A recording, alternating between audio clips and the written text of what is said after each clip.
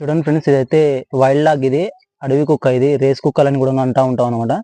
So ఇది ఇక్కడ వచ్చేసి వాటర్ తాగడానికి వచ్చినట్టుంది. అలాగే ఎలా చనిపోయిందో తెలియదు.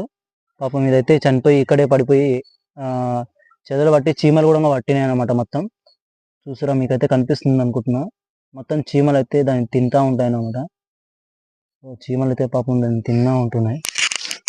మొత్తం చనిపోయింది. ఇది దాదాపు ఎన్ని రోజులు అవుతుందో తెలియదు, కానీ మ్యాక్సిమం అయితే ఒక వారం రోజులు అవుతుందని అనుకుంటున్నాను చనిపోయి.